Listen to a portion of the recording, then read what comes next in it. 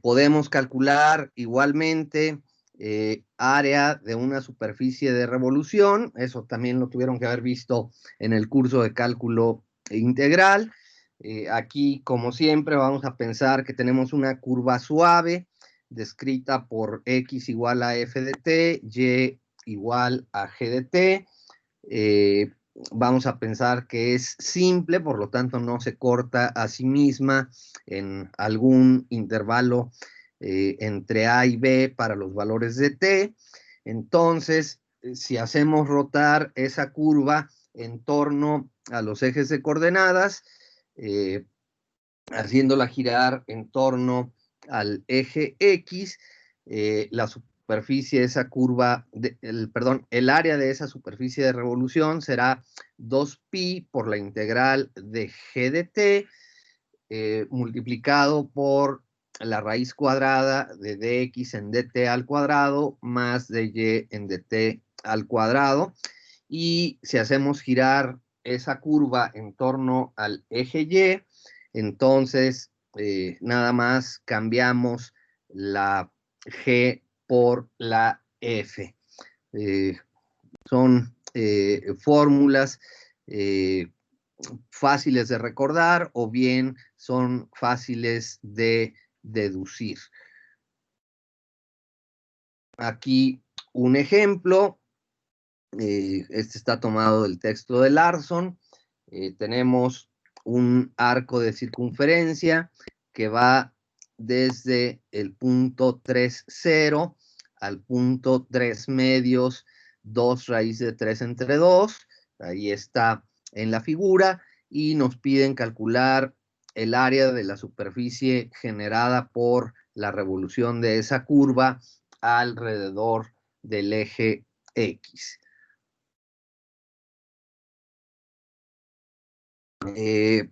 A partir de el enunciado del texto, podemos encontrar que esa curva la podemos parametrizar como x igual a 3 coseno de t y y igual a 3 seno de t. Esta parametrización, si se acuerdan, aquí lo estamos haciendo al contrario. En un ejemplo anterior, habíamos mostrado que un coseno al cuadrado más un seno al cuadrado me daban un 1 y bueno, el factor 3 que aparece ahí es porque la circunferencia en este caso tendría radio 3, y la x pues va a estar dada por el coseno y la y por el seno. Si sustituimos los valores ya sea de x o de y en estas ecuaciones, podemos despejar los valores de t para esos extremos, que serían de 0 hasta pi tercios. Si sustituimos en la fórmula que está en la página anterior, como estamos girando alrededor del eje X, entonces integramos la función g, que es la que nos da y, por lo tanto 3 seno de t, y eso va multiplicado por la raíz cuadrada de la derivada de x con respecto a t, que sería menos 3 veces el seno de t, más la derivada con respecto a y, que sería 3 coseno de t, también elevada al cuadrado.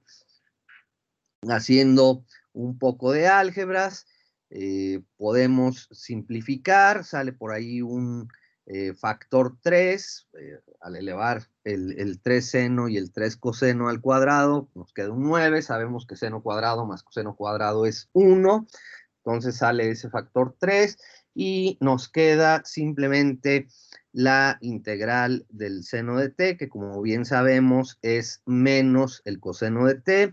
Al evaluar el coseno de t en pi tercios obtenemos un medio, y al evaluar el coseno de t en 0 obtenemos un 1 con el signo menos que nos dio la integral del seno. se va el signo menos y nos queda que el valor de esa superficie es 9pi. ¿Preguntas hasta aquí?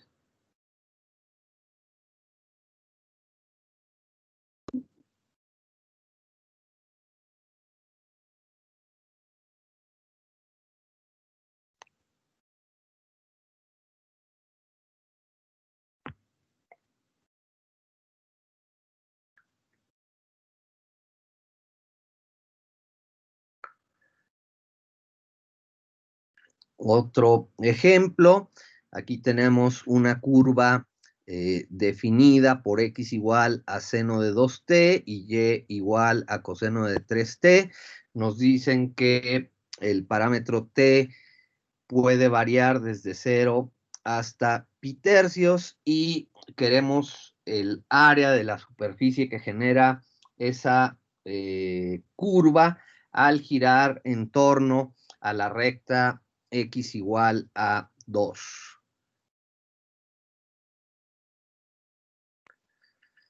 Entonces tendríamos que el radio de ese sólido de revolución estaría dado por 2 menos x y eso es 2 menos el seno de 2t, aplicando igualmente las fórmulas anteriores.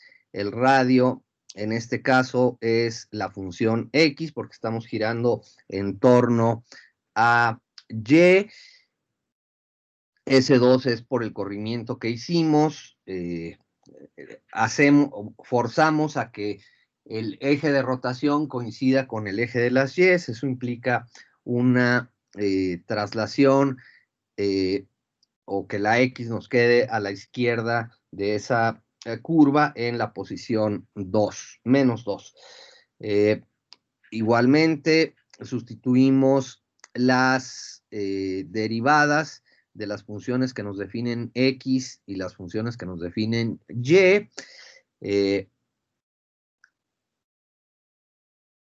y.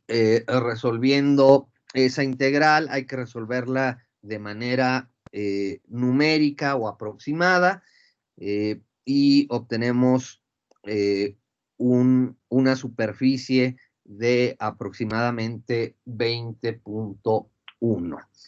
¿Preguntas?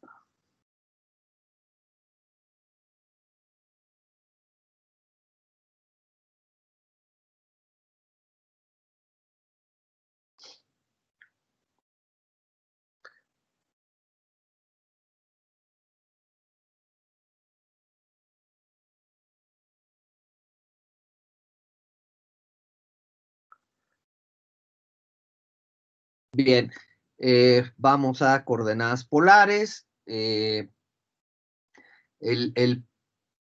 plano cartesiano lo puedo redefinir o lo puedo pensar eh, como algo generado no por los ejes X y Y, sino por una sola línea. De hecho, es una semirrecta. El inicio de esa recta está en el origen, que coincide con el origen del sistema cartesiano.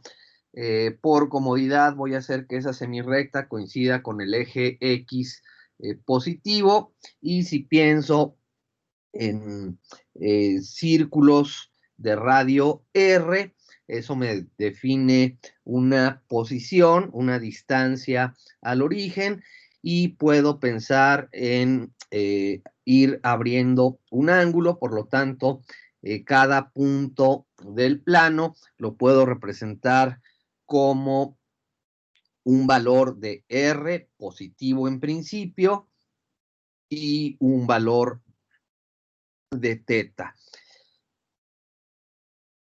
Ese punto de origen aquí se le va a llamar polo, igual lo designo por la letra O de origen. Ese rayo o esa semirrecta la voy a llamar eje polar y usualmente vamos a medir en radianes los ángulos.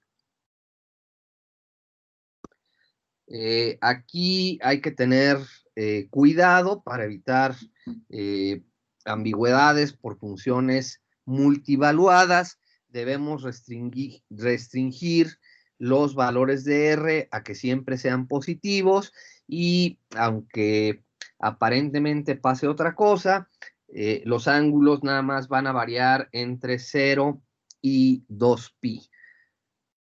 Usualmente el 0 está permitido, el 2pi no está permitido porque vuelve a encimar con el eje X positivo. Por simple trigonometría podemos ver que la coordenada X de cualquier punto estaría dado en términos de estas nuevas coordenadas R y teta como R coseno de teta, y la coordenada Y estaría dada como R seno de teta. Podemos invertir estas ecuaciones y obtendríamos que R es igual a la raíz cuadrada de X al cuadrado más Y cuadrada, y el ángulo teta lo podemos obtener como el arco tangente de Y entre X, y considerar el argumento principal de esa función tangente. Bueno, aquí está la deducción de que R es X cuadrada más Y cuadrada, raíz cuadrada, y la deducción de que el ángulo lo podemos obtener como el arco tangente de Y entre X. Aquí nos dan en este ejemplo un punto, está expresado en coordenadas polares. Acuérdense que el orden es, el primer número es R, el segundo número es el ángulo, teta, en este caso 2 y pi sobre 3. Si utilizamos las ecuaciones de transformación, X es igual a R coseno de teta, en este caso 2 coseno de pi tercios, lo cual nos da 1. Y es igual a R seno de teta, en este caso 2 seno de pi tercios, y eso nos arroja un valor raíz de 3. Entonces, ese punto 2, pi raíz de 3 en coordenadas polares, en coordenadas cartesianas queda expresado como el punto X igual a 1, Y igual a raíz de 3.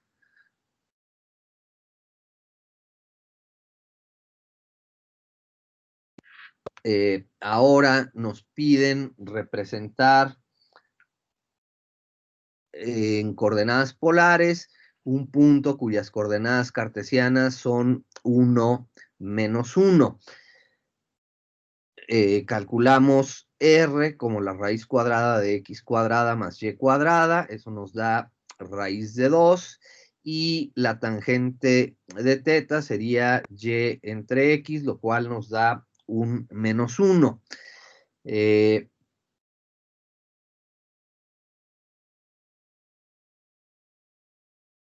Al obtener la tangente inversa de menos 1, vemos que hay dos posibilidades.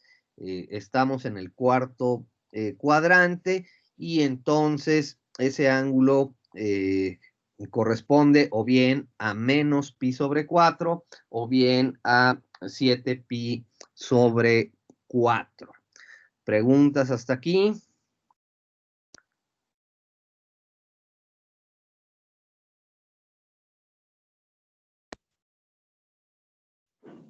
Profe, por ejemplo, si en el examen o en algún trabajo que nos deje, viene un ejercicio así como podemos poner el ángulo negativo.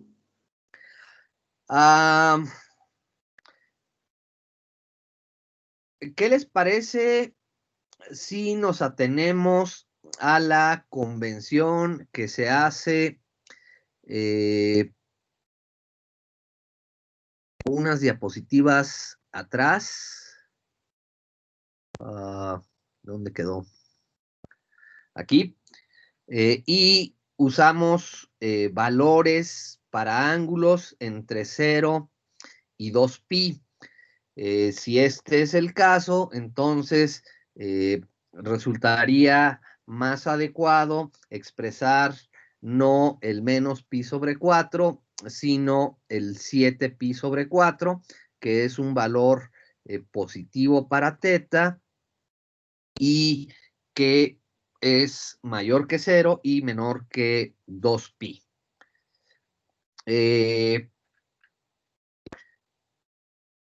Vamos a procurar usar esa convención, pero sin ser excesivamente estrictos. Si consultas el texto de Stewart, de donde salió este ejemplo, si lo puse así es porque así lo presenta el texto de Stewart. No sé cuál fue la intención del autor del texto, pero aquí se ve la posible ambigüedad, bueno, no posible, la ambigüedad que el mismo punto 1 menos 1 en coordenadas cartesianas lo puedas representar de más de una manera en coordenadas polares. Si estás haciendo cálculos a mano, diría que no es tan importante la manera en que lo expresas, pero si estás utilizando dispositivos electrónicos, la calculadora o algún software, hay que ser muy cuidadosos de cuál es la convención que se está utilizando.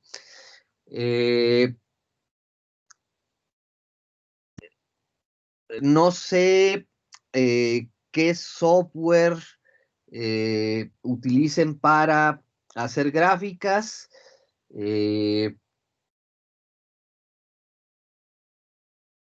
Pueden usar GeoGebra, pueden usar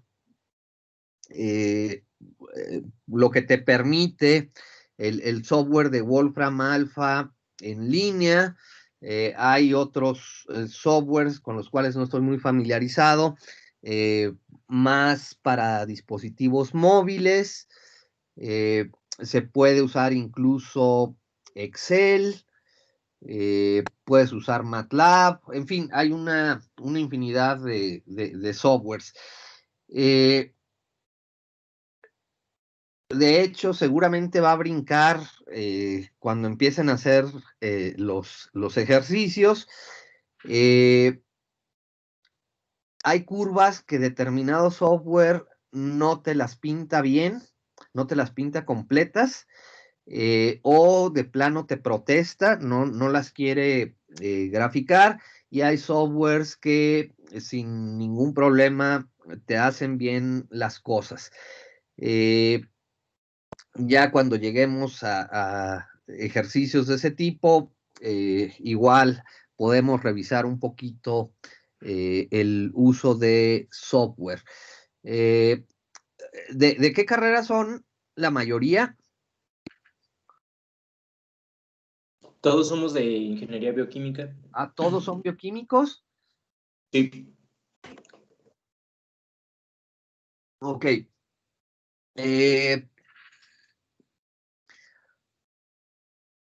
No sé qué tanto les pueda interesar. Yo diría que debería interesarles, pero por la naturaleza de su carrera, seguramente habrá otras cosas que les generen un mayor interés.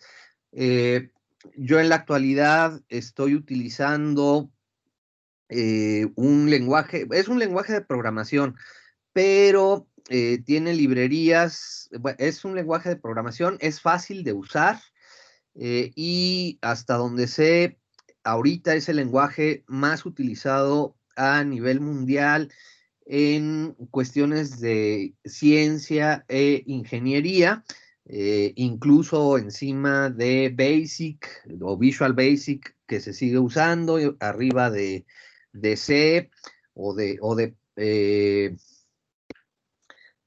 Se me fue. El Java, que es un lenguaje muy popular aquí en el TEC, a nivel internacional en realidad no es tan popular. Ese lenguaje es para cuestiones relacionadas con redes, pero ni siquiera tiene una librería o paquetes para hacer cálculos científicos serios. Yo el lenguaje que uso es Python. Es gratuito. Una vez que aprendes a buscar, encuentras todo lo que necesitas en la red, y tiene librerías que te permiten hacer tanto cálculos simbólicos como cálculos numéricos de altísima precisión, y tiene una muy buena librería para hacer gráficas. Es bueno, cuando empecé a tratar de hacer gráficas para este curso, me llevé en realidad, agradable sorpresa. Al principio fue desagradable, pero Python es o bueno, la librería para graficar con Python es muy quisquillosa porque se atiene 100% a las reglas. Si intentas graficar en coordenadas polares y le das radios negativos, protesta. No hace lo que tú quieres, pero hay maneras de darle la vuelta. En cambio, otros softwares te hacen la gráfica con radios negativos o ángulos negativos sin ningún problema.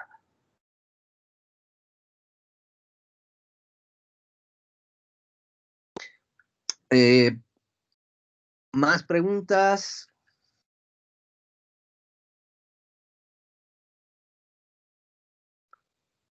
¿Va a subir algún problemario de esta unidad? Según yo, ya está en plataforma. Sí, ya está. Ok, gracias.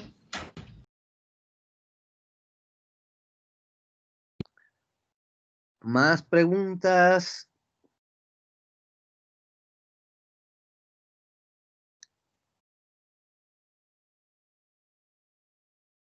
Bien. Ya empezamos con las gráficas. Del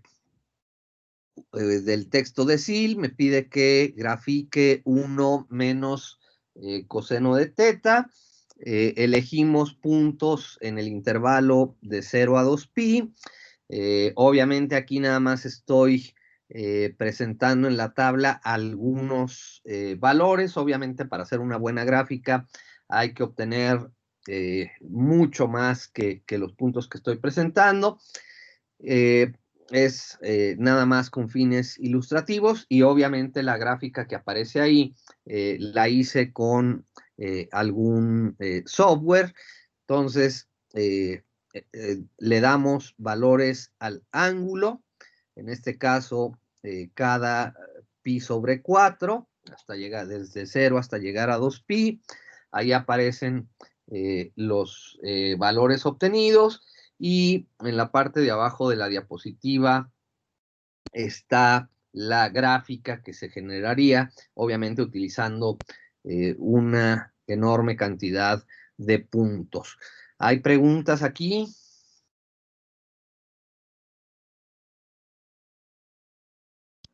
Profe, entonces en un ejercicio así, simplemente con que saquemos cuánto vale R está bien, o sea, no, o lo graficamos con algún software, No, yo por lo que, ejemplo. a ver,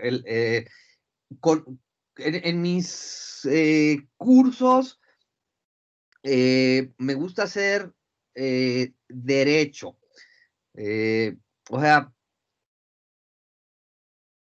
¿qué te está pidiendo este problema?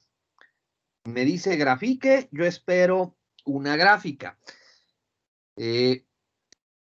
Y por cuestiones didácticas, pues espero que me muestres algo de cómo hiciste esa gráfica. Obviamente puedes utilizar algún software, y así como te estoy presentando en esta diapositiva, yo esperaría como respuesta a un ejercicio de ese tipo algo como esto. Si además me dices, utilicé este software para hacer la gráfica y estos fueron los comandos que le di, igual también yo puedo aprender algo. No sé si queda respondida la pregunta. O sea, la cuestión, haz lo que te pide el ejercicio y muéstrame alguna señal, algunas señales, algunas evidencias de cómo llevaste a cabo el proceso para hacer lo que te pide el problema. Si el problema no te pide graficar y no quieres graficar, no grafiques, no hay problema. Haz lo que te dice el problema. Si el problema no te pide graficar, pero tú incluyes una gráfica para hacer una mejor explicación de los resultados o ilustrar el por qué hiciste tal o cual suposición, pues está mucho mejor. Pero, insisto, hay que hacer lo que dice el problema. ¿Preguntas?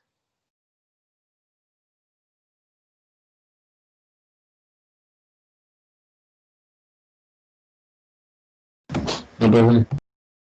Ok.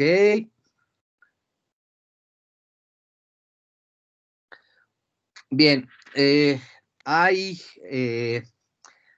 algunas curvas que tienen una representación muy simple en coordenadas polares, muchísimo más simple que en coordenadas cartesianas. Hay algunas curvas que resulta imposible graficarlas en coordenadas polares, igual que hay otras que resulta, pues no sé qué tan fácil hacer la gráfica en polares, pero son prácticamente imposibles de llevar a cabo empleando coordenadas cartesianas. Aquí van algunos ejemplos. Cualquier círculo centrado en el origen, pues dejo libre el ángulo y simplemente especifico cuál es el radio. Aquí, por ejemplo, hay la gráfica de arriba, vemos un círculo de radio aproximadamente 0.75, entonces R igual a 0.75 sería la ecuación polar de este radio, de esta curva. Una recta por el origen, pues nada más basta con especificar un ángulo que forma la recta con el eje polar o bien con el eje X positivo. Recuerden que los ángulos en matemáticas siempre se miden en dirección contraria a las manecillas del reloj.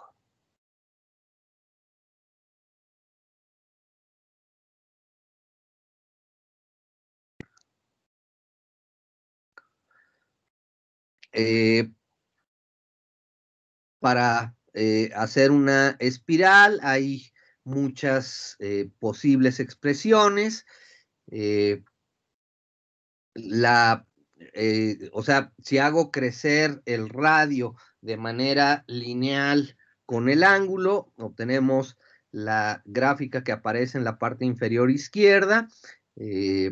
Esa curva se conoce como espiral de Arquímedes y puedo hacer variar el radio con alguna otra función del ángulo y obtener una curva como la que se muestra en la parte inferior derecha, simplemente una constante por la exponencial de una constante, otra constante, multiplicada por el ángulo, y eso se conoce como espiral logarítmica. Al ir ajustando los valores de A o de A y de B, se puede hacer que la curva vaya abriendo más rápido o más lento. Vean que en el caso de una espiral resulta imposible trazarla en coordenadas cartesianas porque si es que encontrara una ecuación para representar esa expresión, no sería siquiera una función, porque si aplico la reglita de la regla vertical, vean que cualquier línea vertical que atraviese la curva la va a cortar en más de un punto, por lo tanto, no es una función y estrictamente hablando, no podría encontrar una expresión que me permita representar el conjunto de puntos que me generan esa gráfica. Podemos hablar también de simetría en las curvas, en el caso polar. En las curvas cartesianas podríamos hablar de simetría par o impar, que equivalía como a doblar la gráfica respecto al eje Y, se obtenía la misma imagen de la gráfica, entonces hablo de una función par, o hablábamos de funciones impares cuando tenía una especie de reflexión, pero con respecto al origen. Es decir, lo que me aparece en el primer cuadrante debe ser la reflexión de lo que está en el tercer cuadrante, y la reflexión de lo que está en el segundo cuadrante debe ser la imagen de lo que está en el cuarto cuadrante. Aquí podemos tener una simetría respecto al eje Y cartesiano si sustituimos el ángulo por pi menos el ángulo. Una sustitución del ángulo por su negativo, eso me daría una simetría respecto al eje X.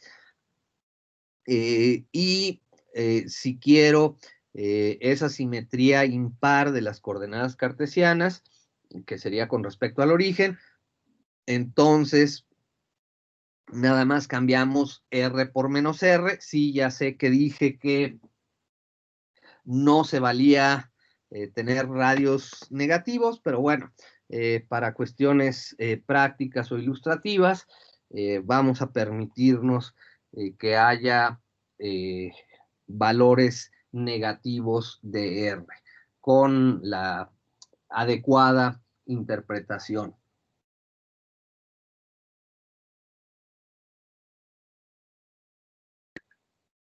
¿Preguntas hasta aquí?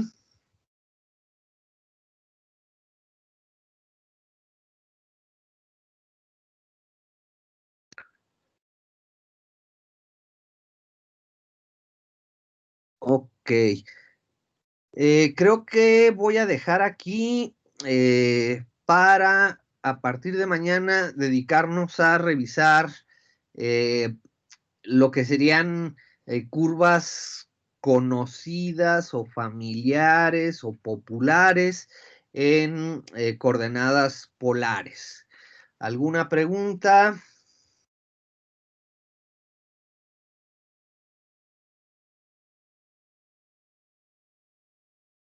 No. Creo que no, profe.